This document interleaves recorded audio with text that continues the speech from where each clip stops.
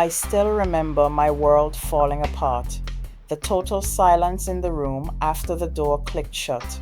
The weight of a failure that felt so public, so final. Life had just thrown a punch I never saw coming, and my confidence was the first casualty. I was lost, hollowed out, and utterly broken.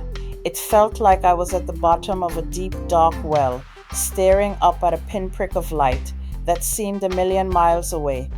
Maybe you know that feeling, that sense of being shaken to your core by a setback, a loss, or a betrayal. The moment the ground gives way beneath your feet and you're left wondering who you even are anymore.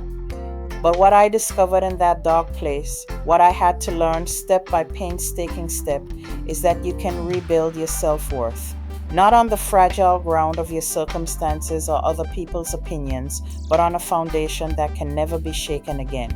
In this video, I'm going to share the simple, faith-filled guide that took me from rock bottom to a quiet, unshakable confidence. The unshakable foundation, where true confidence comes from. Let's start in scripture, because our true foundation begins there. Isaiah 41:10 says, "Fear not, for I am with you. Be not dismayed, for I am your God. I will strengthen you. I will help you. I will uphold you with my righteous right hand." Just let that sink in for a moment. Read that again in your heart. God with you, God strengthening you, God upholding you. When your confidence is in pieces, it's almost always because you've placed it in things that can be broken, things that shift and change. Things like our achievements, job titles, relationships, the money in our bank account, or even how we look in the mirror. These things are fragile. They can be taken away in an instant. And when they go, our sense of self can go with them. We're left feeling exposed and worthless. But your identity in God, that doesn't change. It cannot be shaken by a bad quarter, a scary diagnosis, or a painful breakup. Your true identity is the one thing that stays constant in a world of chaos. Here is the truth. You are not what happened to you. You are not who other people in their brokenness said you were. You are not your worst season, your biggest mistake, or your most embarrassing failure. You are who God says you are. And who does God say you are? He says you are chosen. He says you are capable. He says you are deeply and completely loved. Right where you are, in the middle of the mess, with all the questions and all the hurt, let's just say that quietly together as a declaration over all the noise. Say it with me. I am chosen. I am capable. I am loved. True, lasting confidence starts right there. It's not about puffing yourself up or pretending you don't have flaws. It's the quiet, deep assurance that comes from being rooted in the unconditional love of God, not in the shifting weather of life. That is the only foundation that will hold you when everything else gives way. I know that turning these ideas into daily practice is the hardest part.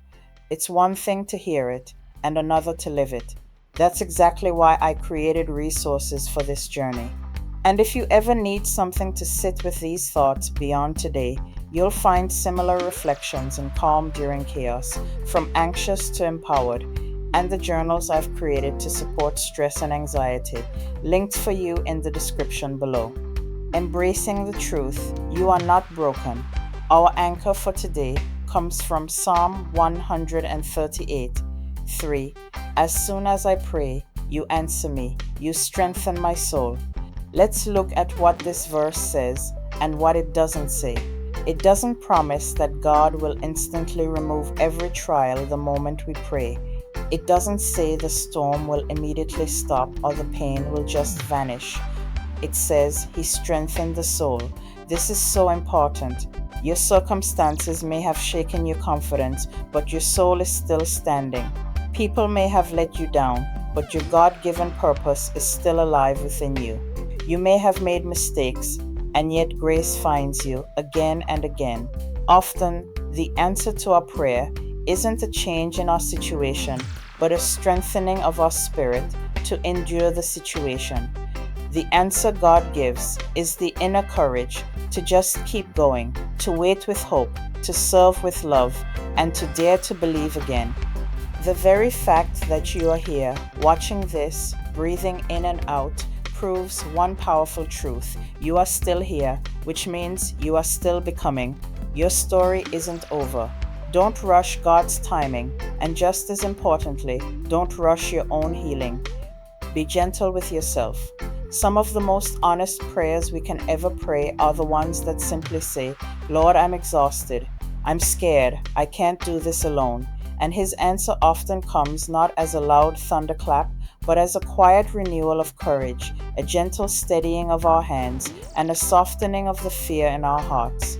Your soul is being strengthened, even when you can't feel it. The practice of rebuilding, confidence as a daily exercise. There's a beautiful promise in Philippians 1:6 that says, And I am sure of this, that He who began a good work in you will bring it to completion at the day of Jesus Christ. You are a work in progress, and that's more than okay.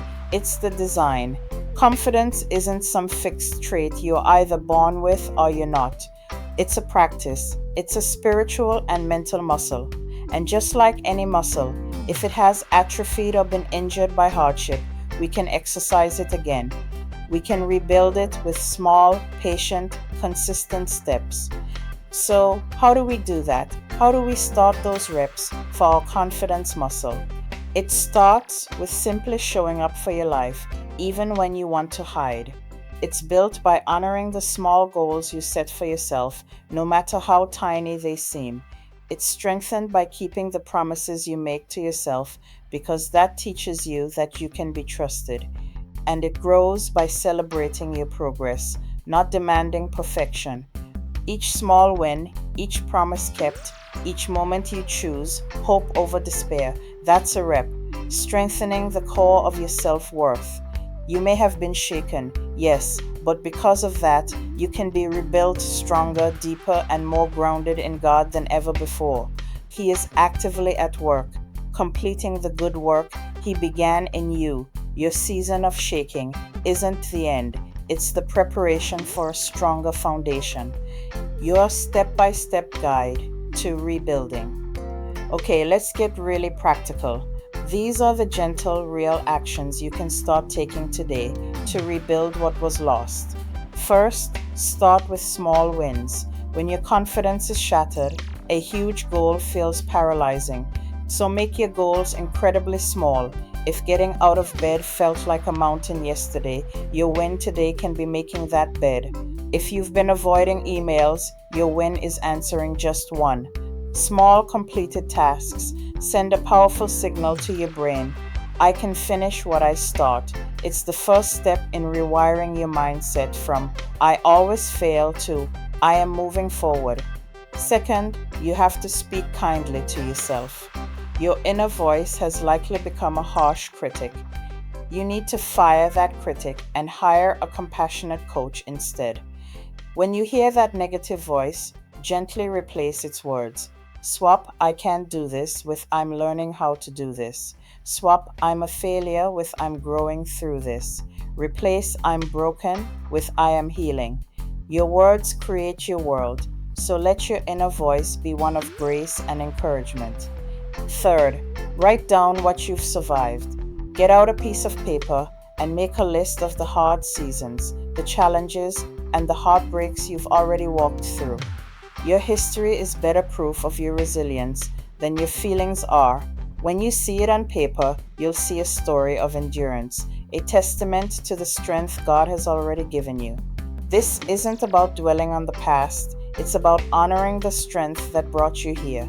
Fourth, choose uplifting environments.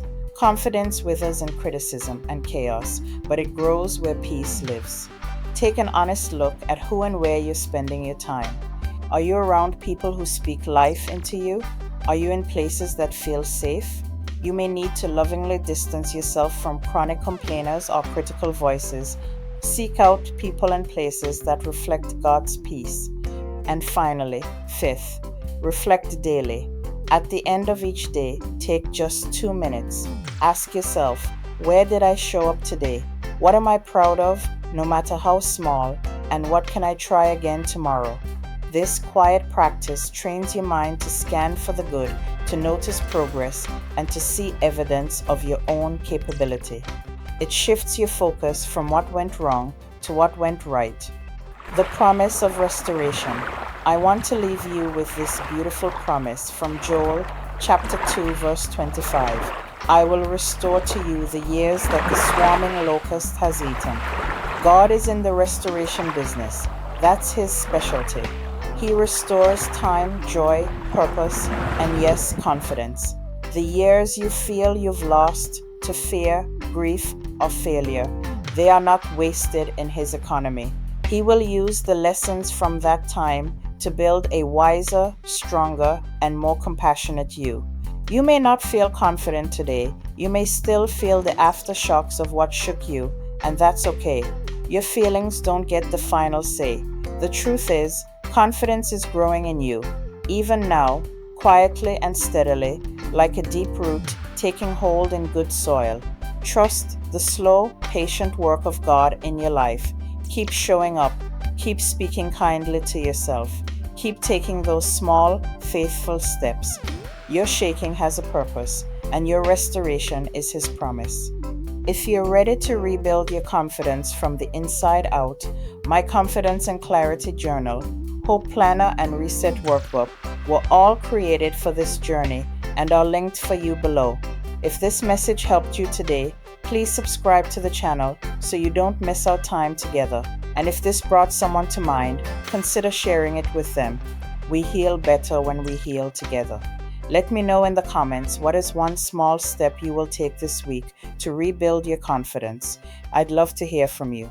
Finally, if you like this video, I know you love my message on a fresh start, rebuilding your life one hope-filled step at a time. Thanks for watching, and God bless.